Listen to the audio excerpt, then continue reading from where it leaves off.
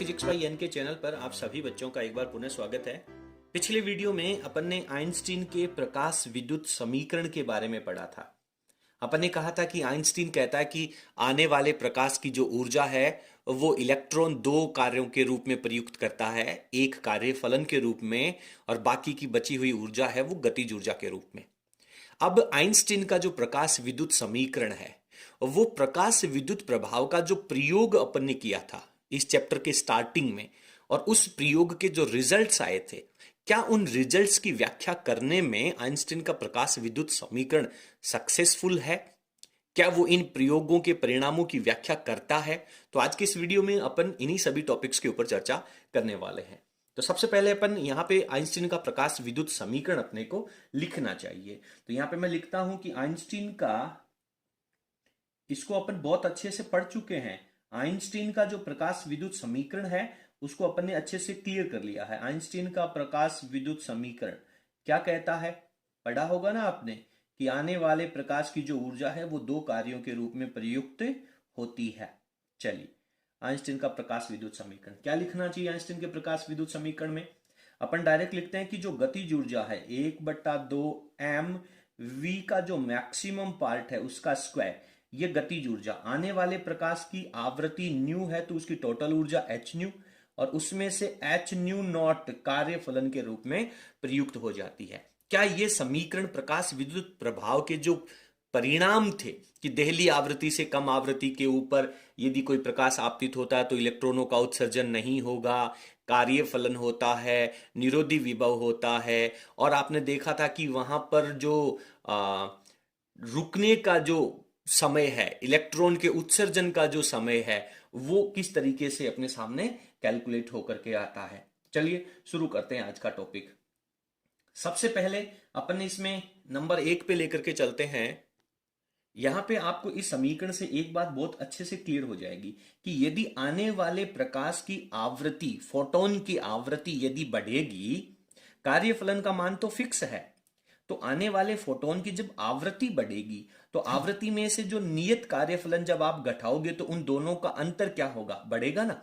यदि न्यू की वैल्यू बढ़ेगी, फोटोन की आवृत्ति बढ़ेगी, तो इसका मान इंक्रीज होने से इसमें तो फिक्स वैल्यू घटानी है, तो इसमें से जब आप डिफरेंस निकालेंगे तो रिजल्ट में गतिज ऊर्जा बढ़ेगी, उत्सर्जित होने वाले इलेक्ट्रॉन की गतिज ऊर्जा बढ़ेगी। यानी अपन कह सकते हैं कि उत्सर्जित इलेक्ट्रॉन की गतिज ऊर्जा डायरेक्टली आवृत्ति के समानुपाती होती है, आवृत्ति पर निर्भर करती है।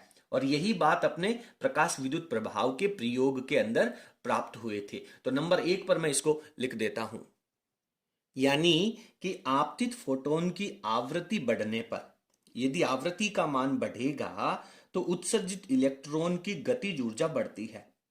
क्लियर है? इस इक्वेशन में यदि आवृत्ति का मान बढ़ाओगे तो गतिज ऊर्जा बढ़ेगी, यानी अर्थात अपन कह सकते हैं कि उत्सर्जित होने वाले इलेक्ट्रॉन की जो गतिज ऊर्जा है वो आपतित फोटोन की आवृत्ति पर निर्भर करती है। आवृत्ति बढ़ेगी तो गतिज ऊर्जा बढ़ेगी। इस समीकरण से यह बात बहुत क्लियर है। तीव्रता का इसके अंदर कोई इश्यू नहीं है, तीव्रता का कोई प्रभाव नहीं है। ठीक है, तो उत्सर्जित इलेक्ट्रॉन की जो गतिज ऊर्जा है वो आपतित फोटोन की आवृत्ति पर निर्भर करती है, तीव्रता पर नहीं। तो पहला पॉइंट, जो पहला रिजल्ट आपके सामने आया था, उसकी व्याख्या करने में यह आइंस्टीन का प्रकाश विद्युत समीकरण एकदम कंप्लीट है। नंबर 2 पे चलते हैं।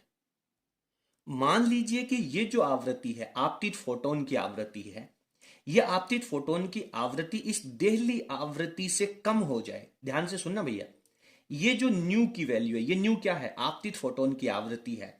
यदि ये आवृत्ति इस देहली आवृत्ति से कम हो जाए तो इन दोनों का अंतर क्या आएगा, पॉजिटिव आएगा कि नेगेटिव आएगा? सर नेगेटिव आएगा, और नेगेटिव आने का मतलब है कि इलेक्ट्रॉन की गतिज ऊर्जा नेगेटिव आएगी। और क्या कभी किसी भी कण की गतिज ऊर्जा नेगेटिव हो सकती है? संभव नहीं है। गतिज ऊर्जा हमेशा हमेशा पॉजिटिव रहती है। इसका मतलब यह है कि यदि आपतित फोटोन की आवृत्ति देहली आवृत्ति से कम हुई तो इलेक्ट्रॉन का वेग 0 होगा, इलेक्ट्रॉन का उत्सर्जन संभव नहीं है। तो देहली आवृत्ति का जो कॉन्सेप्ट है वो भी यहां पर प्रकाश विद्युत समीकरण के द्वारा संतुष्ट होता है। तो चलिए इसको भी अपन लिख लेते हैं। उपरोक्त समीकरण से स्पष्ट है कि यदि आपतित फोटोन की आवृत्ति देहली आवृत्ति से कम है, आपतित फोटोन की आवृत्ति देहली आवृत्ति से यदि कम है तो इन दोनों का डिफरेंस है वो नेगेटिव हो जाएगा।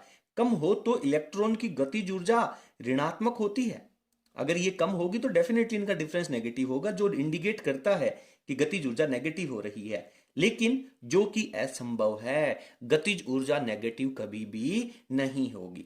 इस पूरे वाक्यांश से यही स्पष्ट होता है, अर्थात इलेक्ट्रॉन उत्सर्जन के लिए आपतित फोटोन की आवृत्ति या तो देहली आवृत्ति के बराबर हो या फिर देहली आवृत्ति से ज्यादा होनी जरूरी है। ठीक है, तो ये दो लॉजिक अपन ने यहां पे दे दिए हैं कि प्रकाश विद्युत प्रभाव की व्याख्या करने में आइंस्टीन का प्रकाश विद्युत समीकरण है वो उपयुक्त है। चलिए एक दो लॉजिक और देखते हैं। आप फटाफट स्क्रीन को पॉज करके दोनों पॉइंट्स लिख लीजिए। इसके बाद में अपन चर्चा करते हैं कि यहां पे ये जो समीकरण है वो केवल और केवल आवृत्ति से संबंधित है, तीव्रता पे यहां पे इसका कोई कॉन्सेप्ट नहीं है। बात क्लियर है? मेरी बात को बहुत ध्यान से सुनना बेटा। अब अपन ये देखना चाहते हैं कि यदि आपतित प्रकाश की तीव्रता बढ़ाएं तो क्या होगा। आपतित प्रकाश की तीव्रता का और आवृत्ति का कोई संपर्क नहीं है, यानी कि इस गतिज ऊर्जा का, उत्सर्जित होने वाले फोटोन की जो गतिज ऊर्जा है उसका और तीव्रता का कोई संबंध नहीं है। गतिज ऊर्जा यदि बढ़नी है तो डेफिनेटली आवृत्ति बढ़नी होगी। ठीक है, अब तीव्रता का कॉन्सेप्ट लेकर के आते हैं। तीव्रता का मतलब क्या होता है? एकांक सेकंड में, एक यूनिट सेकंड में यूनिट एरिया के ऊपर, एकांक क्षेत्रफल के ऊपर आने वाली ऊर्जा, फोटॉन्स की संख्या। और फोटॉन्स अवधारणा में अपन ने ये बात अच्छे से क्लियर करी है कि एक फोटोन का जो संबंध है वो केवल एक ही इलेक्ट्रॉन से होगा। एक फोटोन जो एनर्जी लेकर के आएगा वो टोटली एनर्जी केवल एक ही इलेक्ट्रॉन ग्रहण करेगा, वो दूसरे इलेक्ट्रॉन को नहीं देगा।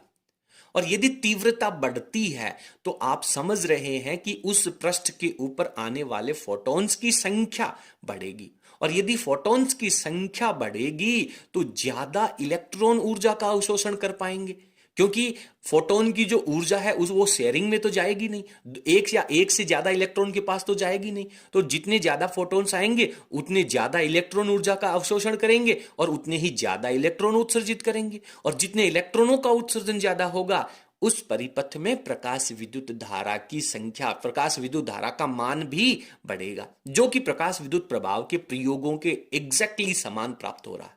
ठीक है, तो इस बात को भी अपन यहां पे लिख लेते हैं।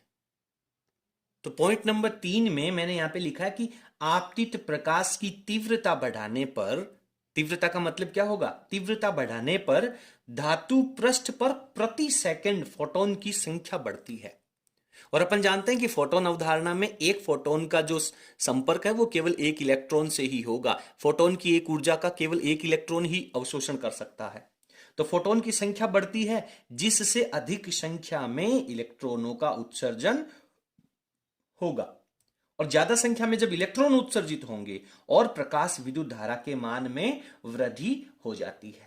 ठीक है, यानी प्रकाश विद्युत धारा है वो डायरेक्टली प्रकाश की तीव्रता के समानुपाती हो गई। यहां पे अपने को ये लिखना कोई विशेष उपयुक्त नहीं है कि उत्सर्जित इलेक्ट्रॉन की गतिज ऊर्जा के ऊपर आपतित प्रकाश की तीव्रता का कोई प्रभाव नहीं होता है। आप चाहें तो लिख दें, अन्यथा इसकी कोई विशेष आवश्यकता नहीं है। अब अपन इस प्रूफ के अंदर अंतिम पॉइंट पे चलते हैं। पॉइंट नंबर 4 में देखिए, फोटोन अवधारणा कहती है, क्वांटम सिद्धांत जो है वो ये कहता है कि एक फोटोन की ऊर्जा का अवशोषण एक इलेक्ट्रॉन करेगा। यानी कि जैसे ही कोई इलेक्ट्रॉन, कोई फोटोन ऊपर से एनर्जी लेकर के आएगा और यदि फोटोन की ऊर्जा कार्यफलन की ऊर्जा से ज्यादा है, उस व्यक्ति को चारपाई से बाहर खड़ा करने से ज्यादा है, तो क्या होगा? इलेक्ट्रॉन का उत्सर्जन होगा और इलेक्ट्रॉन गतिज ऊर्जा प्राप्त करेगा। यानी इसमें धातु के पृष्ठ से इलेक्ट्रॉन के उत्सर्जन में कोई टाइम डिले नहीं होगा, कोई कालपश्चता नहीं होगी, कोई समय नहीं लगेगा। बात समझ में आ रही है? कल किसी बच्चे ने मेरे से पूछा था कि सर कालपश्चता क्या होती है। बेटा मैं यहां पे एक छोटा सा एग्जांपल देकर के आपको ये जो फंडामेंटल है वो और अच्छे से क्लियर करता हूं। प्रकाश का तरंग सिद्धांत और प्रकाश का फोटोन सिद्धांत और प्रकाश विद्युत प्रभाव, इनको आप कुछ ऐसे समझिए कि एक कमरे में बहुत सारे बच्चे बैठे हैं। ये बच्चे क्या हैं? ये धातु के पृष्ठ के मुक्त इलेक्ट्रॉन हैं। समझना मेरी बात को। और यदि ऊपर से कांच की जो गोलियां होती हैं, कांच के कंचे जिसे कहते हैं ना, उन कांच की गोलियों की बारिश हो रही है। तरंग सिद्धांत कहता है कि ऊर्जा लगातार गिरती है, यानी कांच की गोलियां लगातार गिर रही हैं एक एक गोलियों के रूप में, तरंग सिद्धांत कहता है ये। और प्रत्येक लड़के को यह कह दिया कि यदि आप इस कक्षा से बाहर जाना चाहते हैं तो आपके हाथ में कम से कम 10 कांच की गोलियां होनी चाहिए।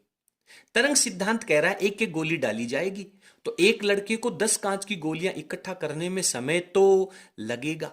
यानी तरंग सिद्धांत के अनुसार उस बच्चे को बाहर जाने के लिए वो 10 गोलियां इकट्ठी करने में कुछ समय लगेगा। उस इलेक्ट्रॉन को धातु के पृष्ठ से बाहर निकलने के लिए ऊर्जा का अवशोषण करने में कुछ समय लगेगा, यानी कालपश्चता होनी चाहिए। फोटोन सिद्धांत क्या कहता है? फोटोन सिद्धांत यह कहता है कि वो जो एनर्जी ऊपर से आ रही है, वो जो कांच की गोलियां आ रही हैं, वो लगातार ना होकर के बंडल के रूप में हो रही हैं, बंडल के रूप में, पैकेट के रूप में आ रही हैं। अब बेटा फोटोन सिद्धांत के आधार पर मैं ये कह दूं कि कांच की गोलियां प्लास्टिक की थैली में पैक होकर के आ रही हैं। 10-10 कांच की गोलियां एक एक प्लास्टिक की थैली में है और ऊपर से पैकेट गिर रहे हैं। फोटोन सिद्धांत क्या कह रहा है? ऊर्जा पैकेट के रूप में आ रही है। अब मेरे को यह बताओ कि एक लड़के को 10 कांच की गोलियां यानी एक पैकेट उठाना होगा, तो एक पैकेट उठा करके बाहर निकलने में अब ज्यादा समय लगेगा या एक एक कांच की गोलियां इकट्ठा करने में? लेकिन प्रकाश विद्युत प्रभाव में तो समय लग ही नहीं रहा था। जैसे ही प्रकाश आया, इलेक्ट्रॉन उत्सर्जित हुआ, जैसे ही कांच की गोलियों की बारिश हुई, वैसे ही लड़का बाहर निकल गया। यानी कि जरूर प्रकाश है वो बंडल के रूप में आ रहा है, जरूर कांच की गोलियों के 10-10 के पैकेट गिर रहे हैं। तो फोटोन सिद्धांत ये कह रहा है। तो प्रकाश से विद्युत प्रभाव में अपने ये यहां पे क्या कहा है, प्रकाश विद्युत समीकरण में, आइंस्टीन के समीकरण में, कि आने वाला प्रकाश फोटोन के रूप में आएगा, 10-10 कांच की गोलियों के बंडल के रूप में आएगा। एक लड़के को मिनिमम कार्य फलन के बराबर एनर्जी लेकर के तो बाहर निकलनी है, तो तुरंत उसको बाहर निकल जाना चाहिए, उसमें कालपश्चता नहीं होगी। तो कालपश्चता का मतलब है कि तुरंत जैसे ही उसे कांच की गोलियों का पैकेट मिला, फटाक से वो बाहर निकल गया, वो ज्यादा समय नहीं लेगा। और कालपश्चता कितनी होती है? लगभग 10 की पावर -9 सेकंड, इससे भी कम समय लगता है उसे। ठीक है, तो अगला और अंतिम टॉपिक नंबर 4 अपन यहां पे कालपश्चता से जुड़ा हुआ लिखते हैं कि फोटोन, एक फोटोन की ऊर्जा है, एक कांच की गोलियों का जो बंडल है वो केवल एक ही लड़का लेगा, उसका बंटवारा नहीं होगा, तुरंत वो उसको कैच करेगा, ऊर्जा का अवशोषण करेगा और इलेक्ट्रॉन बाहर निकल जाएगा, यानी उसमें कालपश्चता नहीं होगी। और प्रकाश विद्युत प्रभाव का रिजल्ट भी यही कहता है। चलिए मैं लिख लेता हूं। तो पॉइंट नंबर 4 में अपन ने लिखा है कि एक फोटोन का अवशोषण एक ही इलेक्ट्रॉन करता है, अतः कार्य फलन से ज्यादा ऊर्जा का यदि फोटोन आता है, कार्य फलन से कम ऊर्जा का आएगा तो इलेक्ट्रॉन का उत्सर्जन नहीं होगा। अतः कार्य फलन से ज्यादा ऊर्जा का फोटोन आने पर ऊर्जा का अवशोषण कर इलेक्ट्रॉन का उत्सर्जन होता है और इसमें कालपश्चता नहीं होती है। तो नीचे अपन लिख सकते हैं कि उपरोक्त सभी तथ्यों से स्पष्ट है, या उपरोक्त सभी तथ्य प्रकाश विद्युत प्रभाव के परिणामों से मेल खाते हैं। अतः अपन कह सकते हैं कि आइंस्टीन का प्रकाश विद्युत समीकरण है वो प्रकाश विद्युत प्रभाव की व्याख्या करने में सफल है। ठीक है, इस प्रकार अपन लिखेंगे कि उपरोक्त सभी तथ्यों से स्पष्ट है कि आइंस्टीन का प्रकाश विद्युत समीकरण प्रकाश विद्युत प्रभाव की व्याख्या करने में सफल होता है। तो इस तरीके से ये चारों लॉजिक आपको लिखने हैं। बोर्ड परीक्षा में मैक्सिमम 2 नंबर का प्रश्न यहां से पूछा जा सकता है। उम्मीद करता हूं कि आपको आज का हमारा जो कंटेंट है वो पसंद आया होगा। आपको हमारा कंटेंट कैसा लगा जरूर आप हमें कमेंट सेक्शन में लिखिएगा। यदि आपको हमारा वीडियो पसंद आया हो तो प्लीज़ आप इसे लाइक जरूर करें और इसे अपने सभी मित्रों के साथ शेयर करें। बहुत बहुत धन्यवाद। Thank you.